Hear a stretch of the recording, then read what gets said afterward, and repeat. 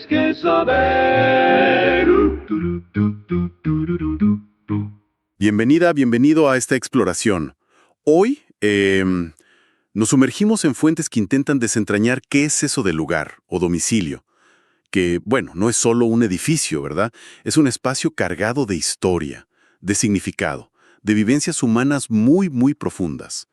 Vamos a revisar fuentes que van desde los refugios más antiguos, los primeros, hasta cómo lo vemos hoy en día, tocando también las formas de habitarlo, la tenencia y esa conexión psicológica que, bueno, que creamos con él.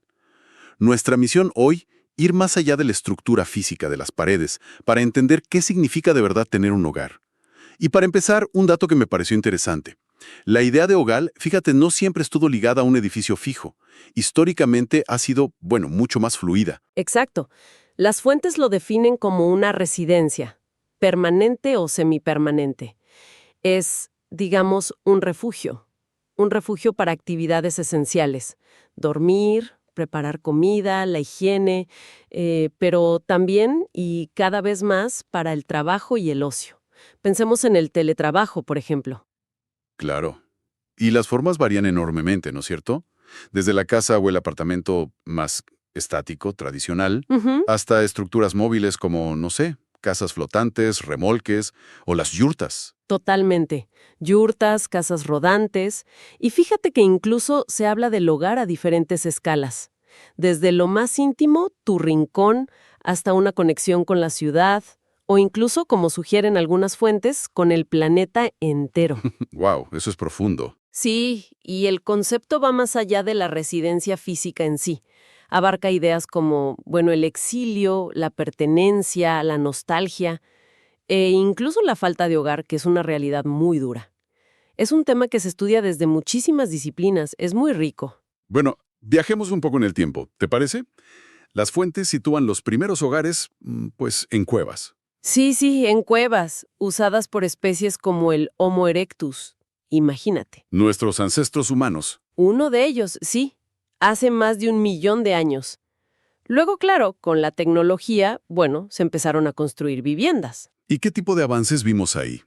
Vimos desarrollos clave. Por ejemplo, casas de adobe en Mesopotamia, ladrillos ya estandarizados y hasta planificación urbana en el Valle del Indo. O en Roma, las famosas domus, que eran las casas lujosas de las élites. Ah, sí. Y las insulae, que eran más bien como bloques de apartamentos para la gente común, después de la caída del Imperio Romano, se volvió estructuras más simples, aunque las élites, claro, mantenían sus casas señoriales, a veces hasta fortificadas. Y en otras partes del mundo, también cosas interesantes, ¿no? Leí sobre las casas con patio central en el mundo islámico. Exacto, buscando privacidad.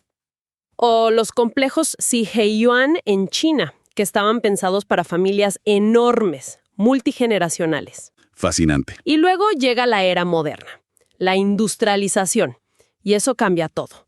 Hubo una migración masiva a las ciudades.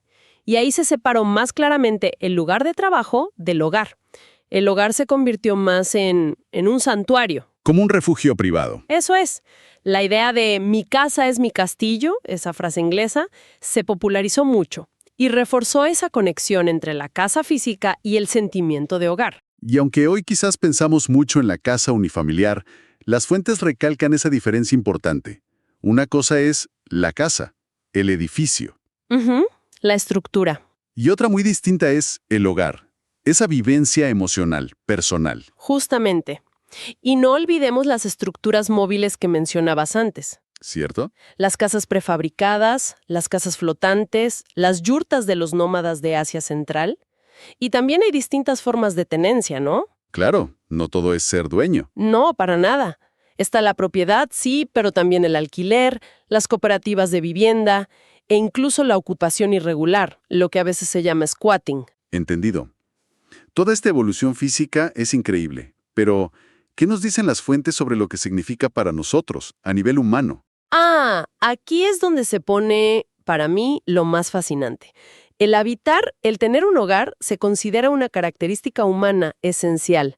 El hogar está súper ligado a nuestra identidad. Es casi, dicen las fuentes, un símbolo del yo.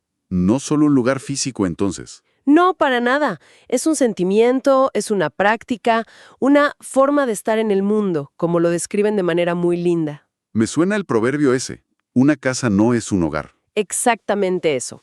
Y las fuentes indican que influye muchísimo en nuestro comportamiento, en nuestra salud mental, incluso se mencionan diferencias de género en cómo se experimenta el hogar.